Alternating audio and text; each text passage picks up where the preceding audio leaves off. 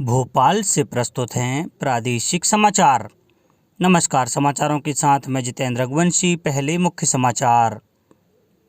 केंद्रीय स्वास्थ्य मंत्री डॉक्टर हर्षवर्धन ने कहा, कोविड के टीके सुरक्षित और कारगर हैं। लंबी अवधि का लॉकडाउन नहीं लगाएगी सरकार, कहा मुख्यमंत्री ने। और दमोह विधानसभा उपचुनाव में राजनीतिक गतिविधियां हुई तेज। अब समाचार विस्तार से। केंद्रीय स्वास्थ्य मंत्री डॉक्टर हर्षवर्धन ने कहा है कि कोविड के टीके सुरक्षित और कारगर हैं। कल नई दिल्ली में कोविड का दूसरा टीका लगवाने के बाद उन्होंने लोगों से टीका लगवाने के लिए आगे बढ़ने और टीकाकरण को जन आंदोलन का रूप देने की अपील की। उन्होंने लोगों से टीके के किसी भी दुष्प्रचार पर विश्वास न करने को भी कहा। उन्होंने इस बात पर जोर दिया कि टीका लगवाने के बाद संक्रमण होने की संभावना बहुत कम रह जाती है और अस्पताल में भर्ती होने की भी आवश्यकता नहीं पड़ती। मुख्यमंत्री शिवराज सिंह चौहान ने मीडिया से बातचीत में कहा है कि जनता के सहयोग से ही कोरोना के संक्रमण पर नियंत्रण पाया जा सकता है। मुख्यमंत्री ने कहा कि पड़ोसी राज्य में कोरोना के बढ़ते प्रकरणों को देखते हुए वहां से आ रहे संक्रमण पर नियंत्रण के उपायों के लिए भी ब्रेन स्टॉर्मिंग जारी है। हमारा हर संभव प्रयास है कि लंबी अवधि का लॉकडाउन नहीं हो। प्रदेश में कोरोना के मामले लगातार बढ़ रहे हैं, इसलिए भोपाल से लेकर उज्जैन तक सुरक्षात्मक कदम उठाए जा रहे हैं। उज्जैन कलेक्टर आशीष सिंह ने निजी अस्पतालों को निर्देश दिए कि वे कोरोना पॉजिटिव पेशेंट को सरकारी अथवा निजी हॉस्पिटल में रेफर करने के पहले जिला प्रशासन द्वारा बनाई गई रेफरल कमेटी की अनुमति अनिवार्य रूप से प्राप्त करें।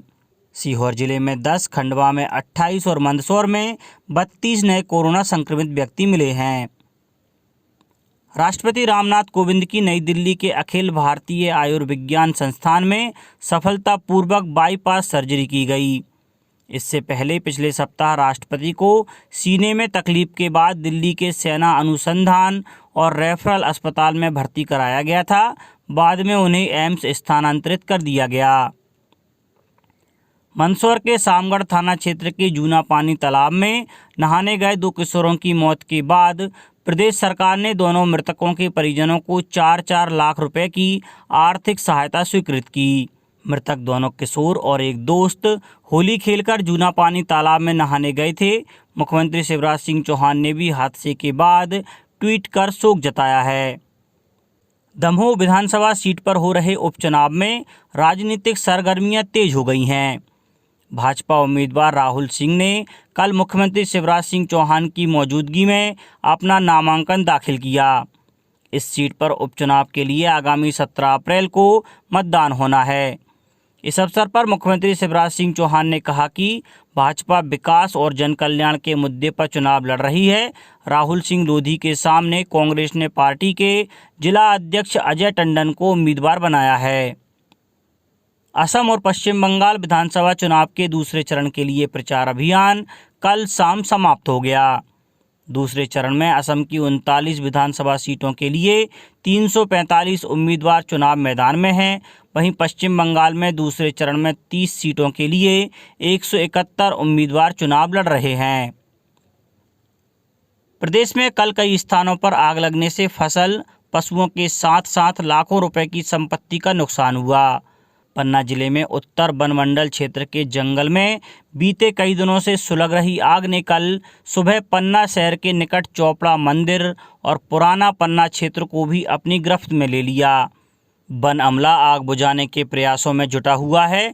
उधर मुरैना जिले में भी अचानक आई तेज आंधी के बाद पोरसा के पूठकापुरा में 1 दर्जन से अधिक दुधारू पशुओं की मौत हो गई।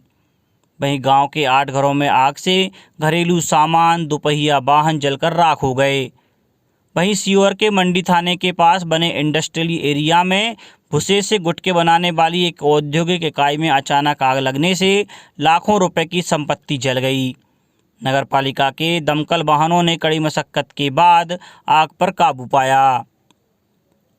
कोरोना संक्रमण के चलते मानसिक रूप से प्रभावित हो रहे बच्चों के लिए राष्ट्रीय बाल अधिकार संरक्षण आयोग ने संवेदना नाम से टोल फ्री टेली काउंसलिंग सेवा शुरू की है। इसके लिए टोल फ्री नंबर 1800-1212-830 जारी किया गया है, जिस पर बच्चे कॉल कर विशेषज्ञों से बात कर अपनी समस्या का समाधान पा सकते हैं।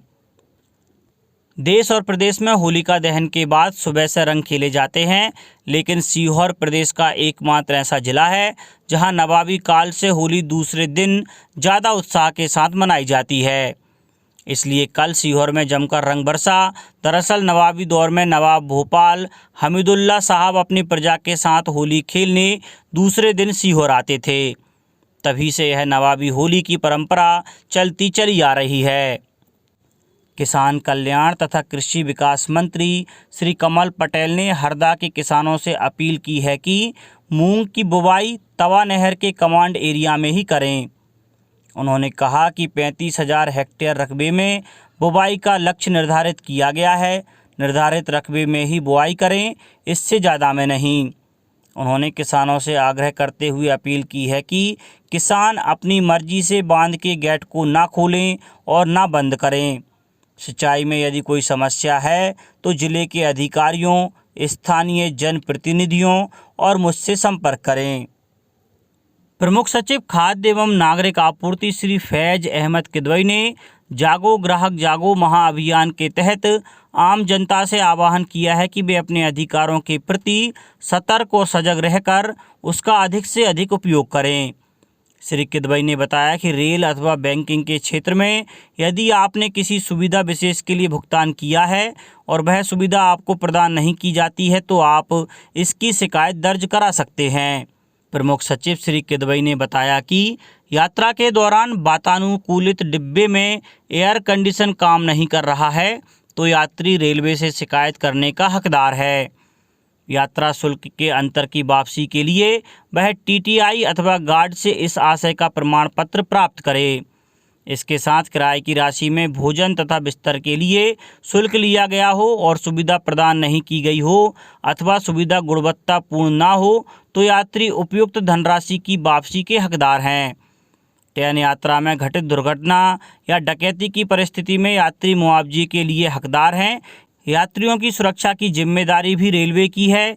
इसके साथ यात्रा के दौरान कोई शिकायत दर्ज कराना चाहे तो स्टेशन मास्टर या महाप्रबंधक के पास उपलब्ध शिकायत पुस्तिका में अवश्य शिकायत दर्ज कराएं। श्री किदवई ने कहा कि यात्रा के दौरान यदि रेलवे से आपको अपेक्षाएं हैं तो रेल यात्री के रूप में आपके लिए भी कुछ अनिवार्यताएं अपेक्षित हैं। आरक्षित टिकटों से यात्रा करते समय फोटो पहचान पत्र साथ रखना अनिवार्य है। नई नियमावली के अनुसार तत्काल टिकट के रद्द करने पर पैसे वापसी का प्रावधान नहीं है। प्रमुख सचिव श्री किदवई ने एटीएम उपभोक्ताओं से कहा कि एटीएम का उपयोग आज जितनी तेज गति से हो रहा है उससे उपभोक्ताओं की लापरवाही के कारण धोखाधड़ी की घटनाएं भी काफ़ी तेजी से बढ़ी हैं। एटीएम के प्रयोग के समय उपभोक्ताओं को ध्यान रखना चाहिए कि आसपास कोई अन्य व्यक्ति ना हो जो आपके पिन कोड और पासवर्ड पर निगाह रखे हुए हो। पैसे की निकासी में कठिनाई आने पर ट्रांजैक्शन तुरंत कैंसिल कर दें। अनजान व्यक्ति की सहायता ना लें। एटीएम में उपलब्ध सुरक्षाकर्मी से चाहें तो सहायता प्राप्त कर सकते हैं। अपना कार्ड किसी को उपयोग के लिए ना दें और ना ही कोड बताएं। एटीएम में गार्ड का होना जो व्यक्ति को अकेले सुविधा देने में सहायता करे। सीसीटीवी कैमरा सुचारू रूप से काम कर रहा है या नहीं। मशीन खराब हो तो उसकी सूचना मशीन पर लिखी होना चाहिए। हेल्प डेस्क की सेवाएं उपलब्ध कराना बैंक का काम है। यदि आपके बैंक द्वारा यह सुविधाएं उपलब्ध नहीं कराई जाती हैं तो जागरूक उपभोक्ता के रूप में इसकी शिकायत दर्ज कराएं। यदि बैंक द्वारा कोई सुनवाई नहीं की जाती है तो इसकी शिकायत लोकपाल अथवा उपभोक्ता फोरम में दर्ज करा सकते हैं। अब कुछ समाचार संक्षेप में। प्रदेश में आयुष्मान कार्ड बनाने में गुना जिला तीसरे स्थान पर है। अब तक 8 लाख आयुष्मान कार्ड बनाए जाने के लक्ष्य के विरुद्ध 5 लाख कार्ड बनाए जा चुके हैं। अशोकनगर में कल भाई दूज का पर्व परंपरागत हर्षोल्लास के साथ मनाया गया। खंडवा जिले में कल 93 स्वास्थ्य केंद्रों पर टीकाकरण होगा। धार में कुल 67 सेंटरों पर लोगों का टीकाकरण किया जाएगा। और शिवपुरी जिले में उत्पीड़न व प्रताड़ना का शिकार महिलाओं की मदद के लिए 18 पुलिस थानों में कल से ऊर्जा महिला डेस्क की शुरुआत हो गई है। अंत में मुख्य समाचार एक बार फिर। केंद्रीय स्वास्थ्य मंत्री डॉक्टर हर्षवर्धन ने कहा, कोविड के टीके सुरक्षित और कारगर हैं। लंबी अवधि का लॉकडाउन नहीं लगाएगी सरकार, कहा मुख्यमंत्री ने। और दमोह विधानसभा उपचुनाव में राजनीतिक गतिविधियां हुई तेज। इस बुलेटिन में इतना ही। घर पर रहिए, सुरक्षित रहिए और सुनते रहिए प्रादेशिक समाचार। नमस्कार।